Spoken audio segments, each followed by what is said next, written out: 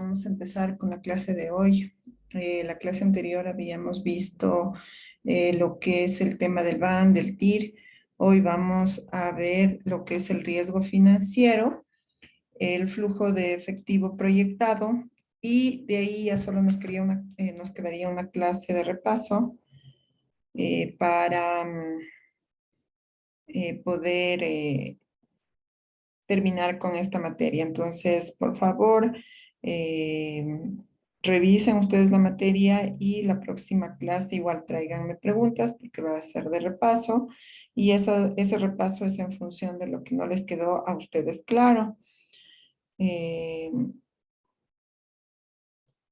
con esa aclaración, vamos a empezar ahora con el tema del riesgo financiero. Entonces, ¿qué es el riesgo financiero? El riesgo financiero hace referencia a la incertidumbre producida en el rendimiento de una inversión debido a los cambios producidos en el sector en el que se opera, a la imposibilidad de devolución del capital por una tasa de las partes y a la inestabilidad de los mercados financieros. ¿Sí? Puede existir en la empresa al no contar con la disponibilidad necesaria para hacer frente a sus obligaciones en un momento determinado, dinero o activos que permita funcionar bien y ese es el riesgo financiero que puede atravesar una empresa, sea por el pago de intereses o por el exceso en deudas. Entonces ahí se viene a calcular. Cuanto mayor sea la deuda de la empresa en relación a su tamaño y cuanto más alta sea la tasa de interés que debe pagar por dicha deuda, este riesgo va aumentando, ¿sí? Entonces los intereses más la amortización se convierte en un problema para la organización al no poder hacer frente a dichos pagos. Entonces, ¿cómo se clasifica el riesgo? ¿Cómo se clasifican los riesgos? Tenemos el riesgo de crédito que se produce cuando una de las partes de un contrato financiero no asume sus obligaciones de pago. Entonces, por ejemplo, si un comprador obtiene un préstamo para adquirir un automóvil, se está comprometiendo a devolver ese dinero con un interés. Entonces, el riesgo de crédito va unido a la posibilidad de que se produzca un impago de esta deuda. El riesgo de liquidez se produce, este es otro tipo de riesgos, ¿no? El riesgo de liquidez se produce cuando una de las partes contractuales tiene activos, pero no posee la liquidez suficiente, es decir, no tiene el suficiente efectivo con el que puede asumir sus obligaciones. Cuando, cuando una sociedad no puede hacer frente a sus deudas a corto plazo ni vendiendo su activo corriente, dicha empresa se encuentra ante una situación de liquidez, de iliquidez. Entonces, además, también puede suceder que una empresa puede encontrarse en una fase de continuas pérdidas de cartera hasta que llega el momento que no puede pagar a sus trabajadores. Entonces, ahí la iliquidez llega al tope y ya la empresa en esos aspectos ya se puede declarar en quiebra. El riesgo de mercado, que es otro de los tipos de riesgo, es el que no encontramos en las operaciones enmarcadas en los mercados financieros.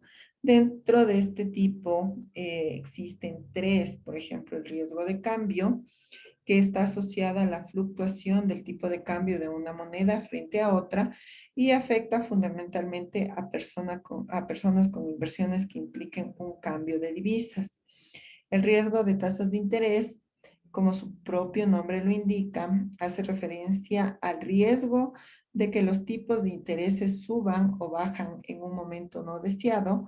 En el caso de que exista, por ejemplo, una hipoteca y la tasa de interés aumente y nosotros contratamos a una tasa de interés mínima. Entonces, esa diferencia que puede existir en esta fluctuación es el riesgo de tasas de interés. Tenemos también el riesgo de mercado, que es uno de los riesgos más comunes. Se trata del riesgo de que se produzcan pérdidas en una cartera como consecuencia de factores u operaciones de los que depende esta cartera, ¿sí? Aquí una estrategia de mercado o empresarial innovadora nos ayudará a decidir eh, qué se está produciendo más en el mercado y por ende disminuir este riesgo, ¿sí? Existen, bueno, algunos consejos que se puede tener para minimizar el riesgo, principalmente financiero. Primero, evaluar la rentabilidad de la inversión. Entonces, en esta primera forma de minimizar el riesgo, teniendo en cuenta que a mayor información que se tenga sobre lo que se quiere invertir, va a disminuir el riesgo, ¿sí? Anticiparse al futuro es otro de los consejos. Aquí la captación de información que habíamos visto en el primer elemento es importante, ya que si se sabe manejar esa información, nos permitirá seguir una estrategia empresarial para anticipar los cambios y obtener más beneficio y disminuir el riesgo. Entonces, otro de los consejos es diversificar el riesgo. ¿Qué quiere decir? Se diversifica planeando un portafolio de inversiones que equilibre las operaciones de alta peligrosidad con las de alta seguridad. Entonces, aquí tener equilibrado estos tipos de riesgos, los negocios que son muy peligrosos y los otros que tienen una alta seguridad. Entonces,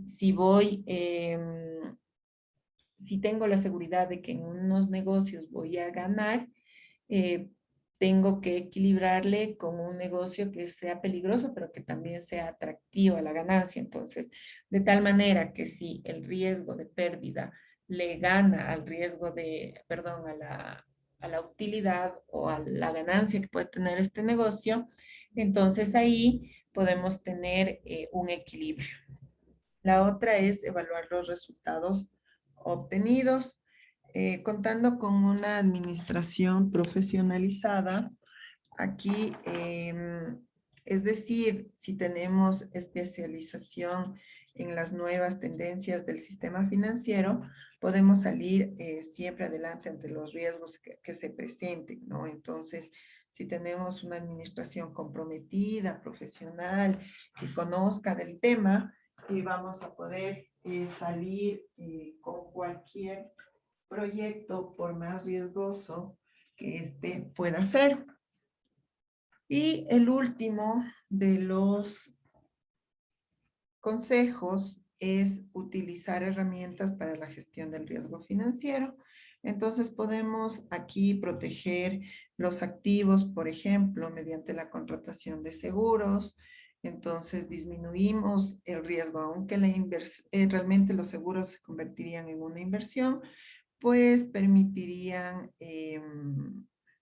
lo que hace es, en el caso de desastres o pérdidas, este seguro nos va a devolver o nos va a reembolsar cierta cantidad del bien asegurado. Entonces, ahí disminuimos el riesgo de perder la totalidad, por ejemplo, de un activo, ¿sí?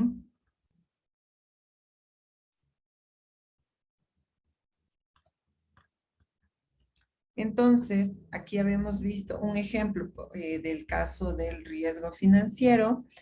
Si dos empresas que tengan un tamaño y un coeficiente de endeudamiento similar no tienen por qué tener el mismo riesgo financiero, ya que sus activos y su producción no van a ser iguales, a menos de que sea la empresa en todo sentido idénticas, pero eso es prácticamente imposible. Siempre las empresas tratan de sobresalir con alguna característica única. Entonces es bastante difícil, ¿no? Por más que tengan el mismo coeficiente de endeudamiento o similares, el riesgo financiero va a ser diferente en función de los activos de la producción que no van a ser iguales. Entonces tenemos El riesgo económico, que hace referencia a la incertidumbre producida en el rendimiento de la inversión debido a los cambios producidos en la situación económica del sector en el que opera. Este tipo de riesgos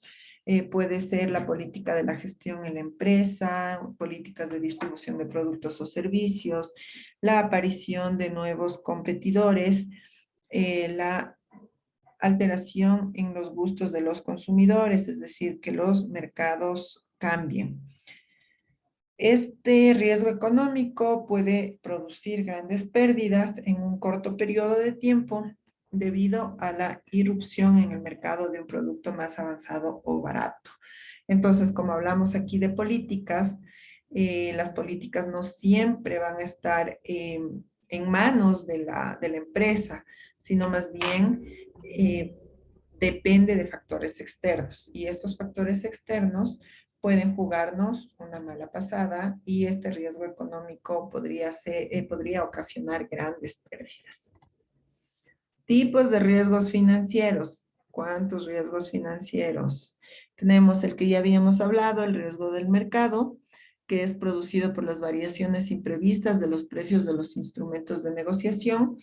Entonces, cada día se cierran empresas y también se abren otras o aumenta el éxito de algunas. Depende de la capacidad empresarial y de gestión que tengan las empresas, permitirá ver el futuro y elegir productos de éxito para mantener la lealtad de los clientes. Entonces podemos darnos cuenta que la característica que vamos viendo aquí en los riesgos es las estrategias que las empresas generen para mantener a sus clientes y por ende mantener sus ventas o mejorar sus ventas y con eso mantener controlado el riesgo. Entonces, una política liberal de aprobación de créditos generada por contar con excesivos niveles de liquidez y altos costos de captación o por relajamiento de la existencia de evaluación de los clientes sujetos de crédito, ocasiona una alta morosidad. Por ello, hay que tener cuidado con ese dicho que en buenos tiempos se hacen los malos créditos, ¿sí? Entonces, por ejemplo, los componentes de los riesgos de mercado, tenemos los riesgos de precios en las acciones. ¿Qué es una acción? Son derechos que emiten las empresas y que esos derechos sobre las utilidades o rentabilidad de las empresas son puestas en el mercado y personas que deseen invertir adquieren estas acciones o estos derechos sobre la empresa. Entonces, este riesgo de precio de las acciones viene a considerarse como la probabilidad de que la empresa tenga un resultado negativo en función del precio de las acciones que posee una cartera. Por ejemplo, si una empresa que emite acciones pone en el mercado a vender 100,000 acciones, pero resulta que sus utilidades no son lo suficientemente atractivas para los inversores, entonces estos inversores no van a comprar las acciones. Eso que hace que el riesgo por la no venta de estas acciones aumente la probabilidad de que la empresa vaya a la quiebra porque no tiene suficiente efectivo para poder funcionar. Y una de sus estrategias pudo haber sido precisamente colocar acciones a la venta. Entonces, el riesgo de precio de las acciones funciona más o menos como les acabo de explicar. El riesgo de tipo de intereses, esta es consecuencia de la probable variación de intereses en un sentido contrario a la posición que tiene la empresa. Entonces, habíamos mencionado, por ejemplo, si estamos en un banco y hacemos un crédito y hacemos créditos hipotecarios con el mínimo de la tasa de este año, que es de, yo qué sé, el 13%, pero resulta que el siguiente año se establece una política bancaria o gubernamental donde suben los intereses al 20%. Entonces, ese riesgo es el que pueden asumir las empresas también. Bueno, pueden correr y pueden existir, ¿no? Las empresas y también depende de como decíamos, ¿no? La posición en la que tiene la empresa. Si es un banco, entonces va a ser el riesgo para el banco, pero va a ser una ganancia para el que hizo el crédito. Entonces depende del lado en el que lo analicemos. Tenemos el riesgo de tipo de cambio que originado en las fluctuaciones del valor de las monedas. Este riesgo implica que un agente económico coloque parte de sus activos en una moneda o un instrumento financiero denominado en moneda diferente de la cual utiliza este agente como base para sus operaciones cotidianas. Entonces aquí un ejemplo muy claro, bueno, nosotros nos manejamos con una moneda muy fuerte que es el dólar. Entonces, por ejemplo, si queremos dar una similitud en el país, una empresa puede hacer inversiones en euros. Entonces, existe el riesgo de la fluctuación del precio del euro. Entonces, por ejemplo, si estamos en Colombia, podrían las empresas realizar inversiones en dólares. Sin embargo, siempre van a estar supeditados a la fluctuación que tenga el peso colombiano versus el dólar. Entonces, puede haber ocasiones que pierdan, como puede haber ocasiones que ganen. Y este es el riesgo de cambio. Tenemos el riesgo de tipo de intereses. Aquí va enmarcado al vencimiento de los activos pasivos, generalmente cuando se obtienen créditos a tasas variables. Este es muy parecido al riesgo que habíamos visto anteriormente de los intereses. Se mide por la duración del título, cuanto más grande sea la vida del título, más aumenta este riesgo. Entonces, por ejemplo, si hacemos una compra de bonos, entonces, ¿qué son los bonos? Los bonos son deudas de empresas que igual se ponen en el mercado. Entonces,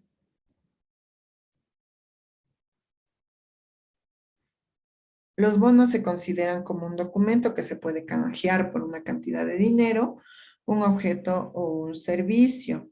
Este bono da derecho a usar un servicio durante cierto tiempo o un determinado número de veces. Como les decía, son valores de deudas utilizados tanto por entidades privadas como por entidades del gobierno. El bono es una de las formas de materiales es una de las formas de materializar los títulos de deuda, de renta fija o variable, y pueden ser emitidos por una institución pública o por una privada. Entonces, ustedes han de haber escuchado mucho que los gobiernos emiten bonos. Entonces, son deudas a favor de una persona que invierte y entrega el dinero. A cambio de eso, el Estado o la empresa entrega los intereses. Entonces, estos títulos son normalmente colocados a nombre del portador y suelen ser negociados en un mercado o bolsa de valores. El emisor se compromete a devolver el capital principal junto con los intereses, y el dinero o fondo que se entrega se puede prestar a instituciones por un periodo definido y a una tasa de interés fija. Eso es un bono. Entonces, si nosotros tenemos un bono, usualmente los bonos son a largo plazo. Si es que nosotros tenemos o adquirimos un bono a una tasa X, el riesgo a 20 años, el riesgo aumenta por el tiempo, ¿sí? Entonces, a eso se refiere que cuanto más grande sea la vida del título, más aumenta el riesgo. Los riesgos de liquidez se producen cuando no existe dinero, cuando mi capacidad de tener efectivo o cuentas por cobrar o inventarios disminuye. Entonces, este riesgo va aumentando dada la probabilidad de que un agente sufra un quebranto como consecuencia de escaso volumen de negociación en un mercado.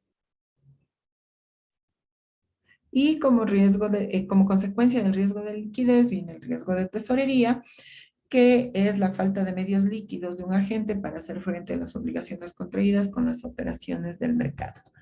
Entonces, hasta aquí, preguntas.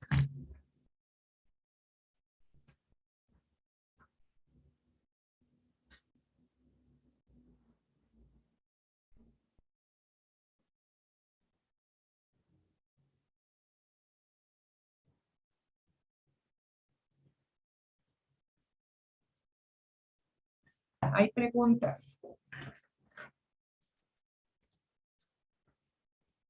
Listo. Dice que está entendido. Entonces vamos. Tenemos también los otros tipos de riesgos. El riesgo legal que se puede producir a consecuencia de los cambios legales o las normas de un país que pueden poner en desventaja a una institución frente a otra. Entonces, aquí la entidad o el Estado o los gobiernos son quienes regulan y emiten las normativas, las leyes. Entonces, pueda que de un momento a otro cambie cierta normativa y, y le ponga en alguna encrucijada a la empresa, ¿no? Usualmente, lo que más afectan a las empresas son la afectación, por ejemplo, aumento o incremento de nuevos impuestos o disminución, por ejemplo, de subsidios. Entonces, ese viene a ser el riesgo legal. Eh, la consecuencia de todos los cambios legales que pueden darse en un país, ¿sí? Los riesgos operacionales, o bueno, a nivel de país y también a nivel, por ejemplo, provincial o cantonal, ¿no?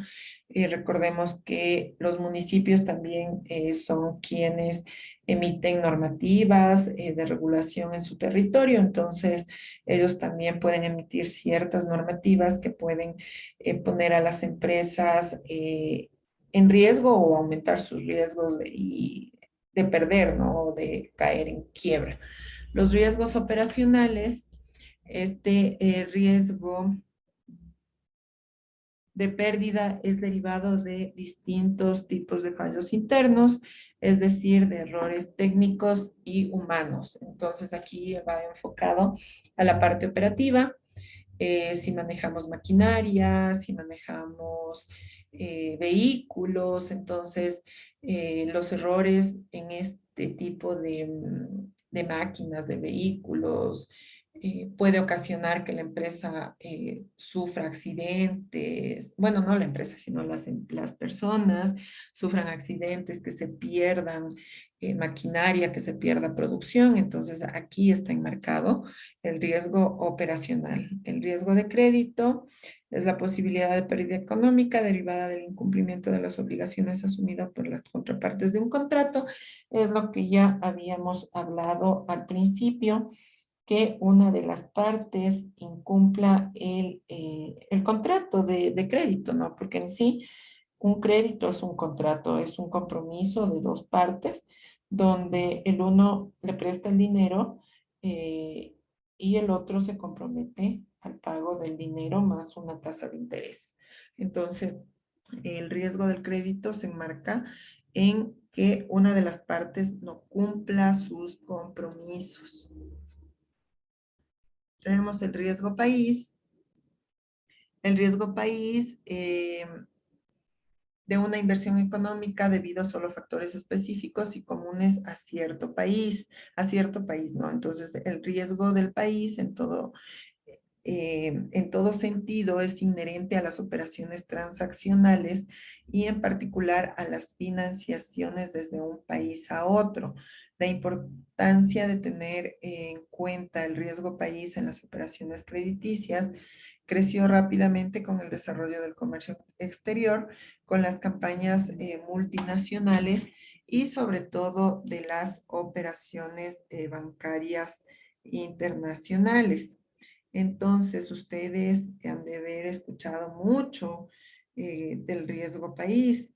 Entonces, el riesgo país mide la probabilidad de incumplimiento de las obligaciones financieras de una nación debido a factores que van más allá de los riesgos inherentes a un préstamo. De esta manera, cuanto mayor sea el riesgo, peor calificación recibe el país. Entonces, de esta probabilidad dependerán en gran medida temas de relevancia como la inversión extranjera o el acceso a financiamientos internacionales, variables importantes para la generación de empleo y la producción de bienes y servicios. Entonces, el riesgo país tiene en cuenta variables relacionadas con el entorno macroeconómico, la estabilidad política y el marco jurídico e institucional. Entonces, ¿de qué depende este riesgo país? Ustedes han escuchado mucho, ¿no? Entonces, hoy vamos a hablar un poquito de lo que es el riesgo país. Entonces, las calificaciones de un país dependen de varios factores. Puede ser los factores económicos, factores sociales, institucionales. Si hablamos de factores económicos, por ejemplo, el nivel de déficit fiscal, es decir, la diferencia entre los ingresos de un país y cuánto está gastando este. También interviene como factor económico el crecimiento del Producto Interno Bruto, es decir, cuánto está produciendo un país y está exportando. Aquí interviene mucho, ¿no? Los niveles de exportación, importación, toda la parte de comercio exterior y comercio nacional. Relaciones de ingresos deudas, que está igual relacionado con el déficit, la consistencia de la política macroeconómica, es decir, todas las políticas gubernamentales económicas que se pueda emitir, el grado de apertura comercial y financiera que exista dentro del ente financiero bancario, por ejemplo, y el grado de diversificación de las exportaciones. Entonces, por ejemplo, nuestra exportación como país principal es el petróleo, pero actualmente estamos con un riesgo país alto porque el petróleo cayó por el tema de la pandemia. Entonces eso que ha implicado que nuestros ingresos bajen. ¿Por qué? Porque no hemos diversificado las exportaciones y los productos. Entonces, actualmente se están generando políticas, por ejemplo, de impulsar el sector agrícola, camaronero, el sector productivo. Entonces, con el propósito de diversificar este tipo de exportaciones y poder mejorar el Producto Interno Bruto. Sí, dentro de los otros factores, perdón, del riesgo país, eh, otro de los factores que depende del riesgo país son los factores sociales. Por ejemplo, si hay turbulencias políticas, si hay presiones políticas sobre el gasto público, en sí cómo se está administrando toda la parte social de un país. Y los factores institucionales, que viene a ser la solidez y credibilidad de las instituciones, la estabilidad jurídica y tributaria y la seguridad pública. ¿Quién mide el riesgo país? Existen diferentes formas de cálculo de este indicador, por lo que diferentes agencias o instituciones lo realizan, pero los principales referentes a nivel mundial son las mediciones que realiza la agencia Moody's, Standard Poor's y Fitch. Esos son a nivel mundial. Por ejemplo, a nivel nacional tenemos el Banco Central, quienes son los encargados de establecer indicadores a nivel nacional. Entonces ellos nos miden nacionalmente, pero internacionalmente también hay agencias que lo realizan. Ahora bien, ¿cómo afecta el riesgo país a un ciudadano común? Entonces, recuerden que hemos mencionado que a la hora de invertir se debe poner en una balanza el riesgo y la rentabilidad. En nuestro caso, si el riesgo país es alto, significa que el dinero de los inversores corre un alto riesgo de pérdida. Es por ello que la única forma de incentivar las inversiones es compensar con más rentabilidad. Entonces, tradicionalmente se ha considerado que los bonos soberanos, por ejemplo, de Estados Unidos, son una de las inversiones más seguras y con menor riesgo de impago, aunque con una baja rentabilidad. A partir de ello se valoran los bonos soberanos del resto de economías Así, dado que el riesgo país, por ejemplo, de Ecuador es más alto, pues sus bonos soberanos deben ofrecer no solo el rendimiento que ofrecen los bonos de Estados Unidos, sino una prima adicional que compense los riesgos que tiene que asumir el inversionista para invertir en este país, ¿sí? Entonces, vamos a ver un ejemplo que nos pueda ayudar a clarificar esta situación. Entonces, digamos que ustedes tienen $1.000.000 y quieren invertirlos. Entonces, Estados Unidos le ofrece que si lo invierte con ello, le va a pagar el 5% de rentabilidad en un año con bajo riesgo.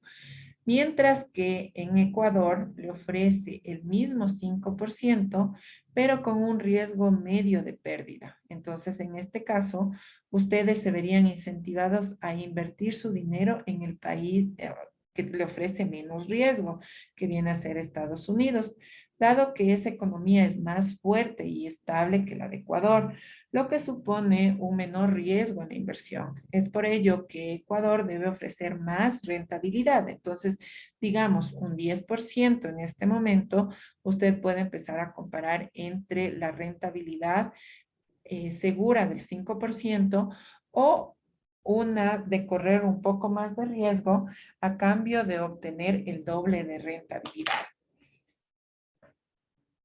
Entonces, con eso, es, creo que está un poco más claro lo que es eh, lo del riesgo país. Tal vez tienen alguna duda.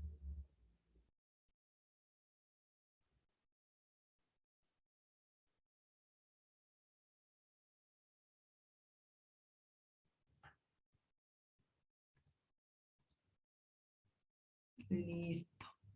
Entonces, hemos hablado del riesgo país y en sí del PIB también, del Producto Interno Bruto. Entonces, ¿qué debemos recordar? Que el riesgo país bajo se traduce en endeudamiento internacional barato, que se puede reflejar en más gastos públicos que generen beneficios económicos y sociales. Además, este indicador es un referente para inversionistas privados, ya que refleja la situación económica de un país y permite comparar entre grupos de país, permitiéndole decidir a qué países llevar sus inversiones, los cuales pueden traducirse en generación de empleo y crecimiento de la actividad productiva. De ahí nace la importancia de mantener esta variable bajo control y procurar siempre por su disminución. Entonces, mientras más bajo sea el riesgo país, más inversiones vamos a tener. Entonces, aquí hablamos de algunos tipos de riesgos país. Tenemos el riesgo por firma, que es todo tipo de crédito otorgado por los bancos a sus clientes, que no supone un pago a los mismos o a terceras partes por cuenta de ellos. Los créditos documentarios y las garantías son considerados riesgos por firmas. El riesgo soberano, que es una medida estimada del riesgo de impago de deudas, que se aplica a individuos, empresas y administraciones públicas situadas en ciertos países. Es el término usual para referirse a la calificación de riesgo dado a un Estado soberano, y esta calificación es la opinión emitida por entidades especializadas en evaluar riesgos sobre la posibilidad de que un Estado cumpla adecuadamente sus obligaciones financieras. Es lo que ya habíamos estado hablando. El riesgo sistemático es aquel que se deriva de la incertidumbre global del mercado, que afecta en mayor o menor grado a todos los activos existentes en la economía. Y en finanzas, el riesgo sistemático es el riesgo común para todo el mercado entero, que puede ser interpretado como inestabilidad del sistema financiero, potencialmente catastrófico, causado por eventos idiosincráticos o condiciones en los intermediarios financieros. Este riesgo sistemático está enfocado más en las finanzas, es decir, en el sistema financiero bancario, ¿no? Tenemos los componentes que conforman el riesgo. Tenemos la tasa de interés, que en términos económicos es a menudo llamado el costo del dinero. El costo del dinero representa los pagos al propietario del negocio que debe realizar en el banco o prestamista por la oportunidad de recibir un préstamo del banco. Con altas tasas de interés pueden aumentar significativamente el costo de hacer negocios. ¿Sí?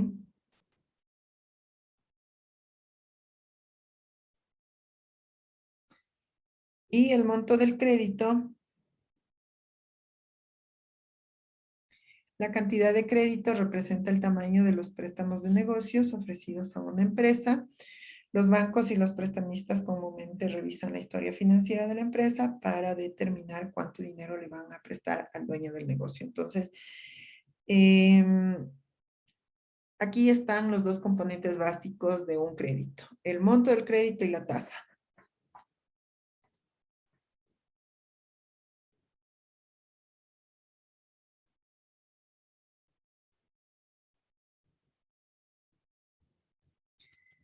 Tenemos el flujo de caja. También es uno de los factores que evalúan las entidades bancarias para dar créditos a las empresas. En el caso de los componentes que conforman el riesgo financiero, y en el caso del riesgo de mercado, los riesgos financieros también pueden estar relacionados con el riesgo de mercado. Generalmente en entornos empresariales, el riesgo de mercado es la probabilidad de pérdida que un negocio se enfrenta a toda la industria bancaria. Entonces, por ejemplo, si hablamos de una empresa que se encarga de vender,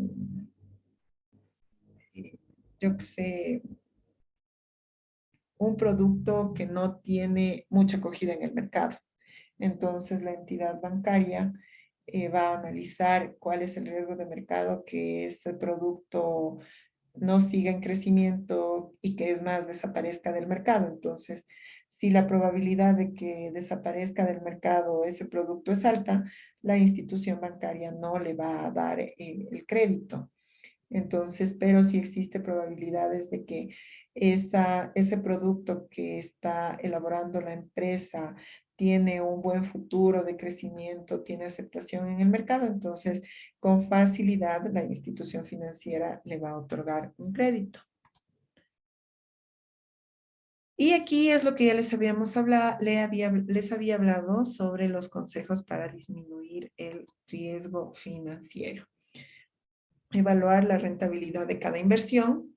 Esto es algo que nunca se debe olvidar. Hay que tener siempre en cuenta: cuanto mayor información se posea sobre las operaciones, menor será el riesgo. Anticiparse al futuro. Entonces sabemos que esto es algo imposible, pero en referencia a la información que podemos obtener o a datos históricos, podemos acercarnos bastante a lo que puede ocurrir más adelante. La diversificación, que nunca puede faltar en toda estrategia de control de riesgo, es decir, no tener un solo producto, sino tener varios productos, o no tener una sola fuente de financiamiento, sino algunas, o de inversión también. Entonces, diversificar entre la inversión y las fuentes de financiamiento. Contar con un equipo profesional. Entonces, si se tiene una administración especializada, las técnicas financieras van a ser acertadas. Entonces, también el manejo de los contratos es importante, de poder ayudar como inversionistas a fijar precios de compra-venta de activos financieros. ¿Sí? Entonces, eso es la clase de hoy. Preguntas, chicos.